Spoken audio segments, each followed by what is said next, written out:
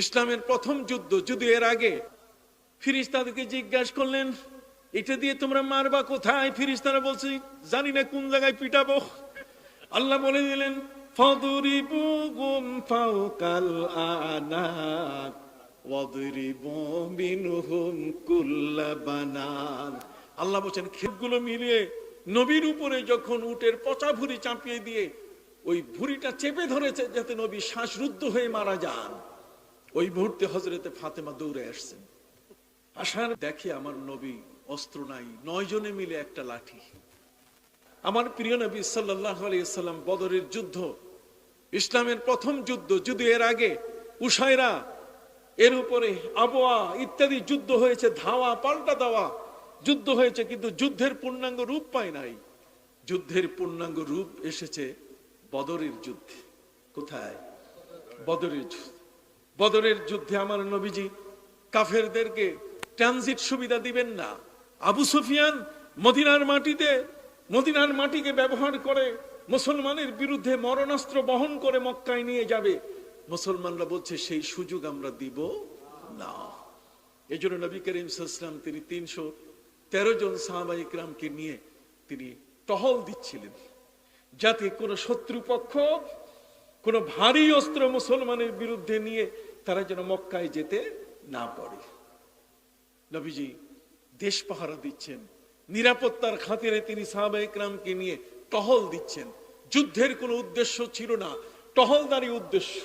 যুদ্ধের কোনো উদ্দেশ্য ছিল না, মারামারি মোকাতালা পরস্পরে হানাহানি উদ্দেশ্য ছিল না, বরং বাধা দেওয়া উদ্দেশ্য ছিল যে কোনো কাফের যেন মুসলমানের বিরুদ্ধে মরণাস্ত্র এই জমিনটাকে ব্যবহার করে মক্কায় নিতে না পারে।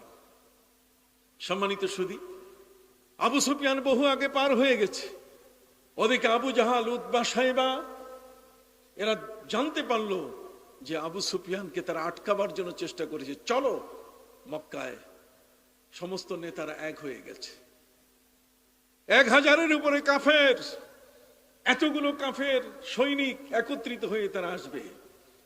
আর আসার পেছনে কারণ হলো যে নবী করিম সাল্লাল্লাহু আলাইহি ওয়াসাল্লামের প্রতি অত্যাচার শুধু স্বাভাবিক, তার পানি আর খাবার বন্ধ করা হয়েছে তা কিন্তু নয়, বরং নবী করিম সাল্লাল্লাহু আলাইহি ওয়াসাল্লাম যখন কাবা ঘরের সামনে আল্লাহর নামে সেজদা করছিলেন, তখন নবী করিম সাল্লাল্লাহু আলাইহি ওয়াসাল্লামের মাথার উপরে উটের পচা ভুঁড়ি চাপিয়ে দিয়ে নবী করিম সাল্লাল্লাহু আলাইহি ওয়াসাল্লামকে শ্বাসরুদ্ধ করে মারার চেষ্টা করা হয়েছে। নবীজিকে শ্বাসরুদ্ধ করে মারার চেষ্টা। খাতুনে জান্নাত হযরতে ফাতেমা রাদিয়াল্লাহু তাআলা উম্মে হানির ঘরে তিনি ছিলেন। সেখান থেকে যখন দেখলেন নবীজির উপরে মক্কার সেই কাফেররা, সে আবু জাহাল, উতবা, সাইবা, উকবা ইবনে আবি মুআইদ, উমাইয়া ইবনে খালফ, এই সবগুলো মিলিয়ে নবীর উপরে যখন উটের পচা ভুঁড়ি চাপিয়ে দিয়ে ওই ভুঁড়িটা চেপে ধরেছে যাতে নবী শ্বাসরুদ্ধ হয়ে মারা যান, ওই মুহূর্তে হযরতে ফাতেমা দৌড়ে আসছেন। আসার পরে উটের পচা ভুঁড়ি আমার নবীর মাথা মোবারক থেকে দূরে সরাই দিয়ে হু হু করে আমার নবীকে ধরে কাঁদা শুরু করলেন। মেয়ের কান্না দেখে নবী করিম সাল্লাল্লাহু আলাইহি ওয়াসাল্লাম তিনি আবেগী হয়ে গেলেন। হায় রে! হযরতে ফাতেমা বলেন, আব্বা জান, যদি আমি না দেখতাম তাহলে এখানেই আপনার না জানি কি ঘটনা ঘটতো। এমনি কোনো ঘটনা কখনোই ঘটতো না। কারণ হচ্ছে যে আমার নবী সাল্লাল্লাহু আলাইহি ওয়াসাল্লাম যে দুটো দোয়া করেছিলেন, এই দুটো দোয়া আল্লাহ কবুল করেন নাই। কয়টা? জোরে বলেন না কয়টা? নবীর দোয়া কবুল হয় না, এটা কেমন কথা? দুটো দোয়া কবুল হয় নাই। এর দুটো দোয়ার মধ্যে একটি হলো সুম্মা উক্তালু সুম্মা উহিয়া, সুম্মা উক্তালু সুম্মা উহিয়া। আমার নবীজি বলছিলেন যে আল্লাহ, আমার মনটা চায় যে আমি শহীদ হয়ে যাই, দ্বীনের জন্য শহীদ হয়ে যাই, আবার আমাকে জিন্দা করে পাঠানো হোক, আবার আমি শহীদ হব, আবার আমাকে জিন্দা করে পাঠানো হোক। আল্লাহ তাআলা এই দোয়া কবুল করেন নাই। কেন? আল্লাহ পাক রব্বুল আলামিন নবীকে ঘোষণা দিয়ে জানিয়েছেন, আল্লাহু ইয়াসিমুকা মিনান নাস, হে নবী, আমি নিজেই আপনার পাহারাদার হয়ে গেছি। আল্লাহ যখন নিজেই নবীর পাহারাদার হয়ে গেছেন, তখন এই নবীর জীবনকে কেড়ে নেওয়ার ক্ষমতা জগতে কারো নাই। স্বয়ং আল্লাহ পাহারাদার। এখানে কোনো ফিরিস্তা পাহারাদার নয়, কতক্ষণ না। এখানে কোনো র্যাব, কোনো মিলিটারি, কোনো পুলিশ, কোন আইন শৃঙ্খলা বাহিনীর কেউ নবীর পাহারাদার নয়, বরং নবীর পাহারাদার কে? হাত উঁচু করে বলেন কে? আরে বলেন কে? যখনই আয়াত নাজিল হলো তখনই আমার নবী সাল্লাল্লাহু আলাইহি ওয়াসাল্লাম তিনি পাহারাদার উঠাই দিলেন। যার কোনো পাহারাদার আমার দরকার নাই। ইস্তাওয়ানাতু হারিস, মদিনা মুনাওয়ারায় সেখানে পাহারাদারের একটা আলাদা খুঁটি আছে। এই পাহারাদারের যে খুঁটিটা, সম্মানিত সুধী, আমার প্রিয় নবী সাল্লাল্লাহু আলাইহি ওয়াসাল্লাম বললেন, রে পাহারাদার তোমার প্রয়োজন নাই, আল্লাহ নিজেই আমার পাহারাদার হয়ে গেছেন। অতএব যেই নবীর পাহারাদার আল্লাহ হয়ে যান, সেই নবীকে উটের পচা ভুঁড়ি চাপাই দিয়া সেই নবীর দিকে তীর নিক্ষেপ করে, অথবা সেই নবীকে দেশ থেকে বিতাড়িত করে, নবী সাল্লাল্লাহু আলাইহি ওয়াসাল্লামকে দেশ থেকে বের করে দিয়ে কোনোদিন নবীকে জীবনে শেষ করা যাবে না। নবী করিম সাল্লাল্লাহু আলাইহি ওয়াসাল্লামের বন্দী জীবনে তার খাবার বন্ধ করেও তাকে জীবনে শেষ করা যাবে না, যেহেতু আল্লাহ তাআলা সেই নবী সাল্লাল্লাহু আলাইহি ওয়াসাল্লামের নিজেই কি হয়েছেন? পাহারাদার হয়ে গেছেন। সুবহানাল্লাহ বলেন। আর দ্বিতীয় নম্বর দোয়া, যে আমার উম্মত যেন ঝগড়া না করে। আল্লাহ বলছেন এটা পরে কবুল করব, এই জন্য আমরা ঝগড়া করি, আমাদের মধ্যে ঝগড়াটা একটু কি বেশি। সম্মানিত সুধী ভাইরা আমার নবী সাল্লাল্লাহু আলাইহি ওয়াসাল্লাম কোনোদিন প্রতিহিংসা পরায়ণ ছিলেন না। আমাদের ধর্মটা পূর্ণাঙ্গ ধর্ম কেন? জর্জ বার্নার্ড শো তিনি তার গবেষণা সেল থেকে দুজন সাংবাদিককে তিনি উত্তর দিচ্ছেন যে পৃথিবীর মধ্যে শ্রেষ্ঠ জাতি হলো কে? মুসলমান। কথা বলেন কে? পৃথিবীর শ্রেষ্ঠ ধর্ম হলো ইসলাম, মুসলমান পৃথিবীর শ্রেষ্ঠ জাতি। কারণ হচ্ছে এদের কাছে দুটো সম্পদ আছে, একটি হলো মহাগ্রন্থ আল কোরআন, আরেকটি হলো এই বিশ্বজগতের সকল নবীর সরদার সাইয়্যিদুল আম্বিয়া ওয়াল মুরসালিন, আমাদের প্রিয় নবী মুহাম্মদুর রাসূলুল্লাহ সাল্লাল্লাহু আলাইহি ওয়াসাল্লাম। এই দুটো আদর্শ তাদের কাছে আছে, যে কারণে এরা কখনো পরাজিত হবে না, এরা পূর্ণাঙ্গতার রূপ পাবে। আর এই দুটোকে আঁকড়ে ধরে আছেন আমাদের পীর মাশায়েখ আল্লামা সাহেব কেবলা রহমতুল্লাহি আলাইহির মতো ব্যক্তি। এই দুইটাই তো শক্তি, কি বলেন ঠিক কিনা? এই জন্য পৃথিবীর যত বেদিন, খ্রিস্টান বলেন, ইহুদি বলেন, যত অন্য ধর্মের যারাই বলেন না কেন, তাদের পুরা ষড়যন্ত্র হচ্ছে যে আমাদের থেকে এই কোরআনকে দূরে সরায় দেওয়া, আমাদের থেকে নবীর আদর্শটাকে দূর করে দেওয়া। কথা বুঝতে পারছেন? কোরআন এবং আদর্শ যেন কোনো মতেই দূর না হয়, এই জন্য আউলিয়া ইকরাম নিজে নিজে মাদ্রাসা করেছেন। একদিক থেকে তারা ওই কোরআনের শিক্ষাটাকে অব্যাহত রেখেছেন।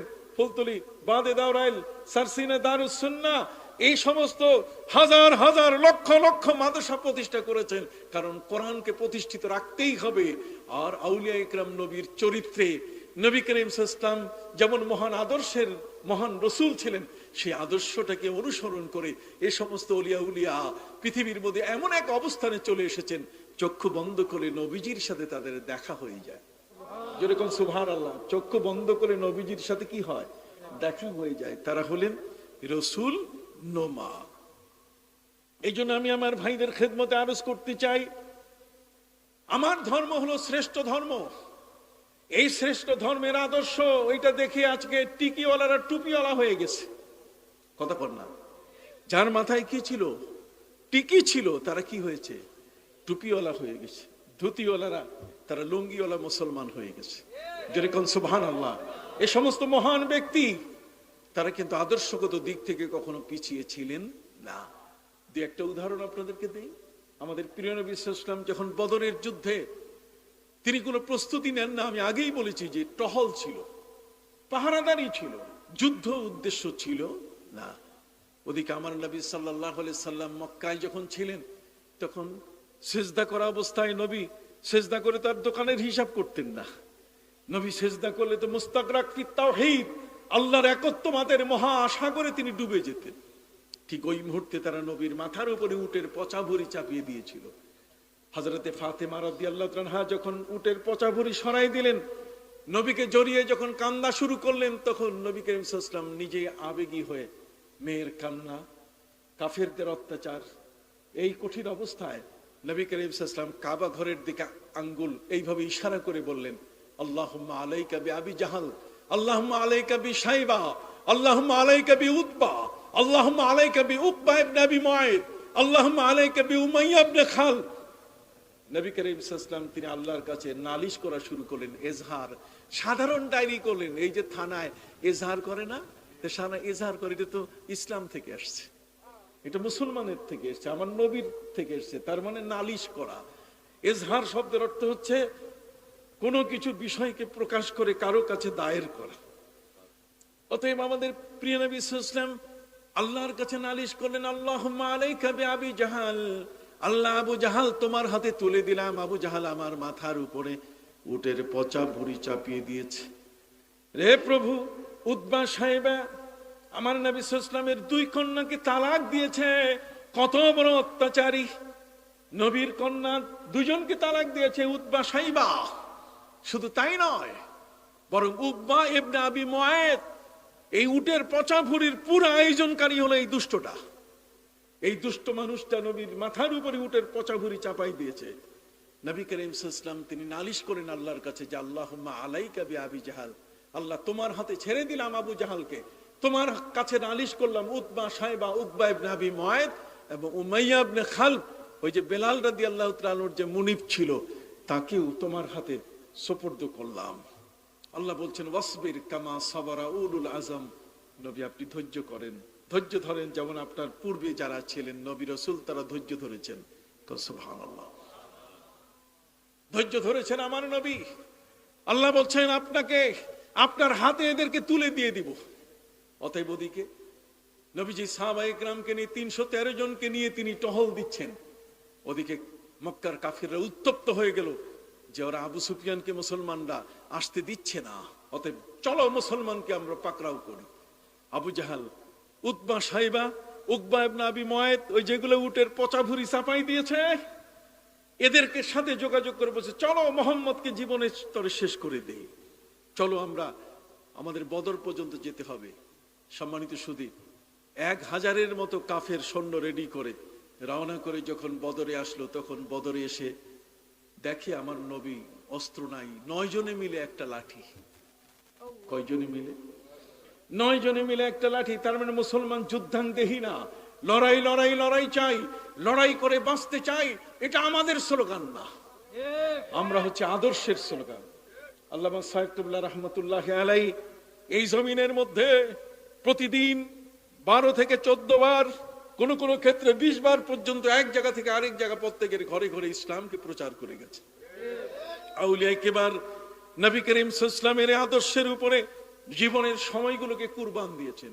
নিজের আরাম আয়েশ, নিজের শান্তি সবকিছুকে বিসর্জন দিয়ে আল্লাহর দ্বীন প্রচারের ক্ষেত্রে তারা একটু কখনো কোনো কারো সাথে আপোষ করেন নাই। যার ফলশ্রুতিতে আজকে আমাদের মাথায় টুপি, যার ফলশ্রুতিতে আজকে মুখে দাড়ি, যার ফলশ্রুতিতে আজকে আমাদের ঘরে পর্দা, যার ফলশ্রুতিতে আজকে আমাদের মসজিদ, আমাদের মাদ্রাসা, কি বলেন ঠিক কিনা? এগুলো তো তাদের ত্যাগ। যুগ জামানা পাল্টে দিতে চাই না অনেকজন, একটি মানুষ আনতে পারে জাতির জাগরণ। একটি মানুষ বিপদকালে বাঁচায় কাফেলায়, ক্ষুদ্র ডিঙ্গা বাঁচায় জাহাজ অসীম দরিয়ায়। এমনি করে চলছে হোতায় রাত্র দিনমান, এমনি করে চলছে হোতায় রাত্র দিনমান। একটি বাতি জ্বালতে পারে 1000 বাতির প্রাণ। কাজে একজন আল্লামা সাহেব কেবলা দিয়ে এখন লক্ষ কোটি সাহেব কেবলা তৈরি হয়ে গেছে। শুধু বাংলার বলতেছিলাম, বদরের যুদ্ধে 313 জন মুসলমান, 9 জনে মিলে একটা লাঠি। কয়জনে মিলে? এই যুদ্ধের ফলাফল কত খারাপ হতে পারে। সম্মানিত সুধী, ওরা 1000, ওরা চৌকস, ওরা অস্ত্র ব্যবহার করার ব্যাপারে পারদর্শী। মুসলমানরা লাঠি পর্যন্ত চালাইতে জানে না, কারণ মুসলমান তো যুদ্ধাঙ্গদেহী না। যুদ্ধ করে বাঁচতে হবে এটা মুসলমানের সোপান নয়, মুসলমানের শপথ নয়। সম্মানিত সুধী, আল্লাহ পাক রব্বুল আলামিন প্রিয় নবী সাল্লাল্লাহু আলাইহি ওয়াসাল্লামের দোয়া শুনলেন। নবীজি দেখলেন ওদিকে কাফেররা 1000-এর উপরে। এখন কি করা যায়? অস্ত্র তো নাই, 9 জনে মিলে একটা লাঠি। মুসলমানের সবচেয়ে বড় শক্তি হলো দোয়া। কি? জোরে বলেন, কি শক্তি? এই জন্য আমরা দোয়া চাই একে অপরের কাছে। কি? দোয়া করছি। স্বামী স্ত্রীর কাছে দোয়া চায়, স্ত্রী স্বামীর কাছে, ছাত্র শিক্ষকের কাছে, শিক্ষক ছাত্রের কাছে, পীর মুরিদের কাছে, মুরিদ পীরের কাছে। কতক্ষণ প্রত্যেকেই প্রত্যেকের কার হাতে আল্লাহ দোয়া কবুল করবেন জানা। আমার নবীজি বদরে হযরত আবু বকর সিদ্দিক রাদিয়াল্লাহু তাআলা বলেন, আবু বকর চামড়ার শামিয়ানা লাগাও। চামড়ার শামিয়ানা টাঙ্গানো হলো। আমার নবী সাল্লাল্লাহু আলাইহি ওয়াসাল্লাম সিজদায় পড়ে গেলেন, আল্লাহর কাছে বললেন, আল্লাহুম্মা ইন শি'তা লাম তু'বাদ, আল্লাহ তুমি যদি চাও তোমার ইবাদতকারী কোনো বান্দার প্রয়োজন নাই, তাহলে ফাহলিকিল ইসাবা, আমাদেরকে ধ্বংস করে দাও। একবার দুবার বলা হয় না। আবু বকর সিদ্দিক রাদিয়াল্লাহু তাআলা বললেন, নবীজি দোয়া বন্ধ করেন। আল্লাহর আরশ কেঁপে উঠেছে। নবীজিকে ওই মুহূর্তে আল্লাহ পাক রব্বুল আলামিন জানিয়ে দিলেন, নবী মুসলমানের অস্ত্র প্রয়োজন নাই, আমি আল্লাহ তাদের সঙ্গী আছি।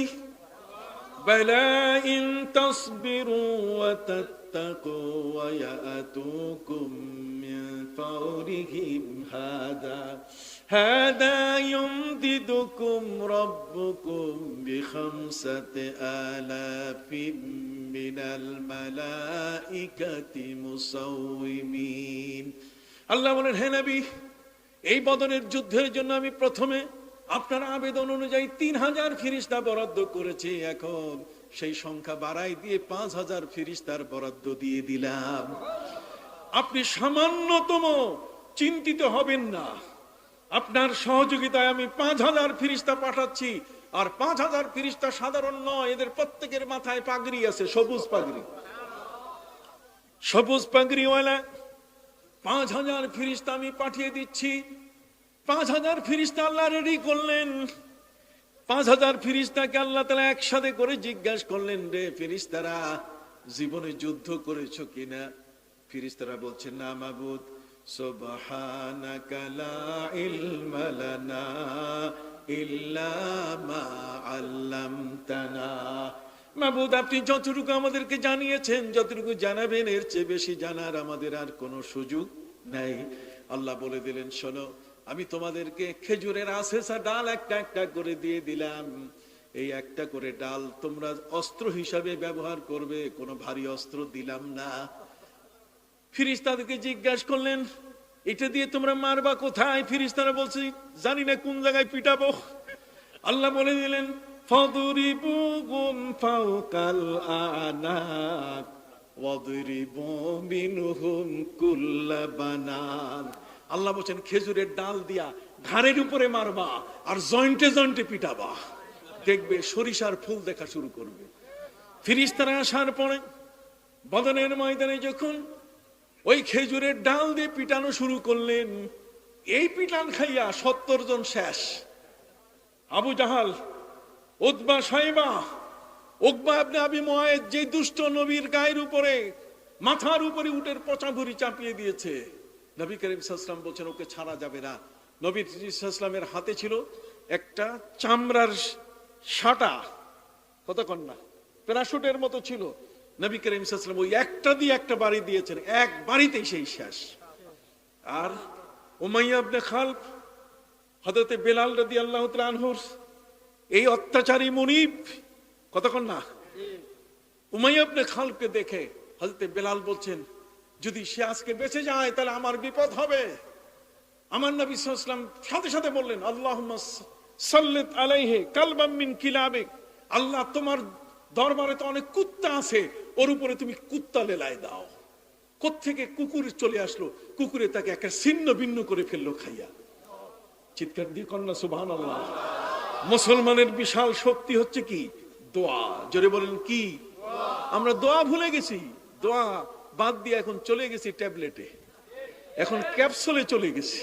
আমরা এখন ক্যাপসুল কোম্পানি হয়ে গেছি। অথচ আগের সময়কালে দোয়াই ছিল মুসলমানের সবচেয়ে বড় শক্তি। দোয়া, ফু, এগুলো দিলে। আর মৌলবী ফতোয়া নিয়ে আসছে সৌদি আরব থেকে, ঝাড়ফুঁক দেওয়া যাবে না, তাবিজ দেওয়া যাবে না। মৌলবী আমার বাড়িতে জন্ম নিয়া এতগুলো টাকা নিয়া সৌদি আরবে গেল, আর ওখান থেকে এসে পরে বলতেছে যে না, ঝাড়ফুঁক জায়েজ নাই, তাবিজ জায়েজ নাই। কে বলে জায়েজ নাই? ঝাড়ফুঁক তো ঈসা নবী সারা জীবন ফু দিয়ে কাম করছে। আন্নী আখলুকু লাকুম মিনাত তিন কাহায়াতি তাইরে ফাআনফুকু ফীহি ফায়াকুনু তায়রান বিইজনিল্লাহ ওয়া উবরিউল আকমাহা ওয়াল আবরাসা ওয়া উহয়িল মাউতা বিইজনিল্লাহ। সুবহানাল্লাহ বলেন। ঈসা নবী বলছেন, সারা জীবন আমি ফু দিয়ে কাজ করছি, মাটি দিয়ে আমি পুতুল তৈরি করে সেখানে ফু দেওয়ার সাথে সাথে জীবন্ত পাখি হয়ে উড়ে যেত। আল্লাহ নিজেই বলেন, আমি ফু দিয়ে আদমকে জিন্দা করছি। ওয়াইজ ক্বালা রাব্বুকা লিল মালাইকাতি ইন্নী খালিকুম বাশারাম মিন তিন ফাইদা সাওয়াইতুহু ওয়া নাফাখতু ফীহি মির রূহি ফাকাউ লাহু সাজিদিন। সুবহানাল্লাহ। আদমের দেহের মধ্যে ফু দিয়েছি আমি, ফু দেওয়ার কারণে সেখান থেকে তার পরমাত্মা ভিতরে প্রবেশ করেছে এবং সেখানে সে সজীব হয়ে উঠেছে, সে জিন্দা হয়ে গেছে, তার চোখ খুলেছে, তার মুখ খুলে গেছে, ভাষা খুলেছে, তার সিনা খুলে গেছে, তার দেহ সচল হয়ে গেছে। চিৎকার দিয়ে বলুন সুবহানাল্লাহ। সম্মানিত সুধী ভাই না আমার, 70 জন কাফের মারা গেল। আবু জাহাল সেদিন যাদের বিরুদ্ধে আমার নবী এজহার দিয়েছিলেন, সাধারণ ডায়েরি করেছিলেন, কতক্ষণ না জেনারেল ডায়েরি করেছিলেন, আল্লাহুম্মা আলাইকা বিআবি জাহাল, আল্লাহুম্মা আলাইকা বিউতবা ওয়া শাইবা। আল্লাহ, এই দুষ্ট দুরাচার আমার মাথার উপরে উটের পচা ভুঁড়ি চাপিয়ে দিয়েছে, আল্লাহ কি ছাড়বেন? আল্লাহ ওয়াদা করেছেন, ইন্নাল্লাযীনা ইউযুনাল্লাহা ওয়া রাসূলাহু লা'আনাহুমুল্লাহু ফিদ দুনিয়া ওয়াল আখিরাহ ওয়া আ'আদ্দা লাহুম আযাবাম মুহিনা। আল্লাহ বলেন, আমার নবীকে যদি কেউ কষ্ট দেয়, আমি দুনিয়া আখিরাতে তাকে ছাড়ি না। কাজী 70 জন কাফের কবরবাসী, কবর জাহান্নামী হয়ে গেল। আবু জাহাল, উতবা, শাইবা, উমাইয়া ইবনে খাল, উকবা ইবনে আবি মুআইত, ওই যারা উটের ভুঁড়ি নবীর মাথায় চাপিয়ে দিয়ে সেদিন হট্টগোল করেছিল, হিল্লোল করেছিল, হাসি তামাশা করেছিল, আল্লাহ তাআলা তাদের হাসি তামাশা জীবনের মতো কি করলেন? একেবারে চিরতরে বন্ধ করে দিলেন। 70 জন কাফের বন্দী হয়ে গেল। যুদ্ধ শেষ হয়ে গেল। 13 জন মুসলমান শহীদ হলেন। 9 জনে মিলে একটা লাঠি। আর যুদ্ধের রেজাল্ট, 70 জন কাফের মারা গেল, 70 জন বন্দী হলো। আর মুসলমান শহীদ হলেন কত? মাত্র 13 জন। কতজন? 13 জন। 14 জনের কথা আছে, মাত্র 14 জন তারা কি হলেন? শহীদ হয়ে গেলেন। এই যে 14 জন শহীদ হলেন বদরের যুদ্ধে, কতক্ষণ না 299 জন আল্লাহ তাদেরকে রক্ষা করলেন। 313 মধ্যে 299, বাকি থেকে কত? 14। এই 14 জন তারা শাহাদাত বরণ করেছেন। সম্মানিত সুধী, বদরের যুদ্ধে এই 70 জন বন্দী, এদেরকে নবীজি মদিনায় নিয়ে আসতেছে। নবীকে বন্দী করেছে তারা, খাবার দেয় নাই, পানিও দেয় নাই। আর আমার নবী সাল্লাল্লাহু আলাইহি ওয়াসাল্লাম তাদেরকে বন্দী করলেন। 70 জন বন্দী। কত? 70 জন বন্দী। প্রচন্ড ঠান্ডা। 17ই রমজান। বদরের যুদ্ধ হয়েছে 17ই রমজানে। 17ই রমজানে নবী করিম সাল্লাল্লাহু আলাইহি ওয়াসাল্লাম দেখলেন যে বন্দীরা কাঁপতেছে, খাবার নাই। তিনি সাহাবায়ে কিরামকে বলেন, তোমাদের যার যার কাছে যা আছে, শুকনা রুটি, তাজা রুটি, শুকনা খেজুর, তাজা খেজুর আমার সামনে হাজির করো। সবগুলো হাজির করা হলো। আমার নবী সাল্লাল্লাহু আলাইহি ওয়াসাল্লাম তিনি শুকনা রুটি এক জায়গা করলেন, তাজা রুটি আরেক জায়গা করলেন, তাজা খেজুর এক জায়গায় করলেন, শুকনা খেজুর আরেক জায়গায় করলেন। তিনি সাহাবায়ে কিরামকে বললেন, সাহাবীরা তোমরা সবাই শুকনা রুটি, শুকনা খেজুর খাও, আর বন্দীদের মুখে তাজা রুটি, তাজা খেজুর দিয়ে দাও। সুবহানাল্লাহ। বন্দীরা অবাক হয়ে গেল, কিরে শত্রু কি এমন আচরণ করে? আমরা তো মুসলমানের শত্রু, তাদের হাতে বন্দী, অথচ জামাই আদর, কি চমৎকার আদর আমার নবীজি করলেন। শুকনা রুটি সাহাবীরা খাচ্ছেন, শুকনা খেজুর তারা খাচ্ছেন, দাঁত ভেঙে যাচ্ছে, অথচ তাজা খেজুর আর তাজা রুটি বন্দীদের মুখে। তারা অবাক হয়ে গেল যে পৃথিবীর মধ্যে যদি কোনো পূর্ণাঙ্গ মহামানব থাকে, তাহলে প্রিয় নবী মুহাম্মদুর রাসূলুল্লাহ সাল্লাল্লাহু আলাইহি ওয়াসাল্লাম। আল-ইয়াওমা আকমালতু লাকুম দীনাকুম ওয়া আতমামতু আলাইকুম নি'মাতি ওয়া রাদিতু লাকুমুল ইসলামা দীনা। ইসলাম হচ্ছে ঠিক এরকম একটি ধর্ম, যে ধর্ম পরিপূর্ণ, যেটা নেয়ামতে পরিপূর্ণ, যেটা আল্লাহর সন্তুষ্টিতে পরিপূর্ণ। কোন সুবহানাল্লাহ। সার্বিক দিক থেকে পরিপূর্ণ এমন একটি ধর্ম, যেটি জজ বার্নার্স তার 2 জন সাংবাদিককে বলছেন যে 2টো জিনিস মুসলমানের কাছে আছে, একটি হলো কোরআন আর একটি হলো প্রিয় নবী মুহাম্মদুর রাসূলুল্লাহ সাল্লাল্লাহু আলাইহি ওয়াসাল্লাম। যেরকম সুবহানাল্লাহ। সম্মানিত সুধী ভাইরা আমার, প্রাণের ভাইরা, আপনাদের খেদমতে আরজ করতে চাই, নবী করিম সাল্লাল্লাহু আলাইহি ওয়াসাল্লাম সাহাবা ইকরামকে বললেন, তোমাদের গায়ে যাদের অতিরিক্ত পোশাক আছে আমার কাছে জমা দাও। সাহাবীরা অতিরিক্ত পোশাক জমা দিলেন। এই অতিরিক্ত পোশাক যেটা জমা হলো, নবী করিম সাল্লাল্লাহু আলাইহি ওয়াসাল্লাম তিনি বন্দীদের গায়ে শীত বস্ত্র হিসাবে বিতরণ করলেন। ওরা অবাক হয়ে গেল যে আমরা তার সাথে কি আচরণ করেছি আর উনি আমাদেরকে কিভাবে আচরণ করলেন। কোন সুবহানাল্লাহ, কি চমৎকার শীত পোশাক নবী তাদেরকে দিয়ে দিলেন, শীত বস্ত্র দিয়ে দিলেন। এখন 157 কিলোমিটার হচ্ছে মদিনা থেকে বদর। বদর থেকে মদিনার এই দূরত্বে তাদেরকে নিয়ে আসতে হবে বন্দীদেরকে। নবী করিম সাল্লাল্লাহু আলাইহি ওয়াসাল্লাম সাহাবা ইকরামকে বললেন কিভাবে নেওয়া যায়। সাহাবা ইকরাম বললেন যে আমাদের যানবাহন হচ্ছে অপ্রতুল, অল্প কয়েকটা যানবাহন, বন্দীদেরকে আমরা কি করতে পারি। নবী করিম সাল্লাল্লাহু আলাইহি ওয়াসাল্লাম বললেন তোমরা কাজ করো, বন্দীদেরকে উটের পিঠে চড়াও আর তোমরা পায়ে হেঁটে মদিনা যাও।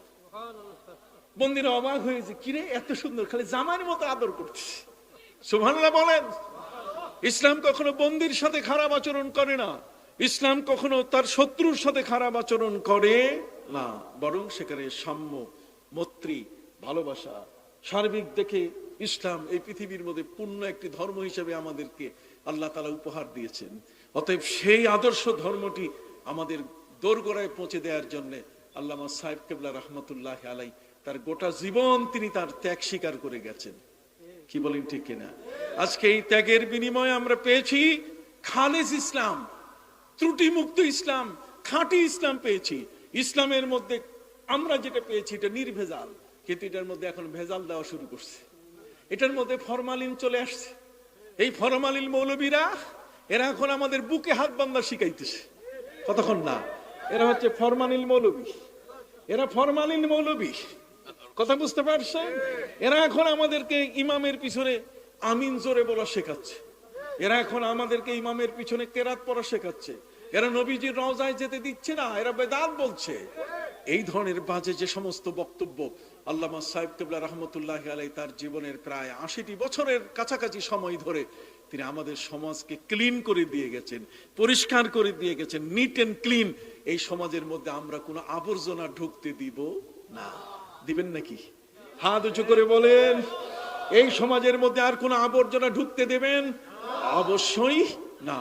কাজে সেদিকে আপনাদের খেয়াল রাখতে হবে, কোন অবস্থাতেই এই আবর্জনা ঢুকতে দেওয়া যাবে না। এই আবর্জনা যারা আমাদেরকে এসে নিত্য নতুন কথা বলে যে নবীজি সাল্লাল্লাহু আলাইহি ওয়াসাল্লামের মহব্বত কোরআনের আয়াতে নাই, তারা জানে না যে নবী করিম সাল্লাল্লাহু আলাইহি ওয়াসাল্লামের মহব্বত, বেটা তুমি দুধ দেখেছো, দুধের মধ্যে যে ঘি আছে এটা দেখো না, এই জন্য কি ঘি নাই? কতক্ষণ না, আল্লাহ নবীর ইত্তেবা করতে বলছেন। ইত্তেবার ভিতরে মহব্বত লুকায় আছে। ইত্তেবার ভিতরে দুধের মধ্যে যেমন মাখন লুকানো আছে, দুধের মধ্যে যেমন ঘি আছে।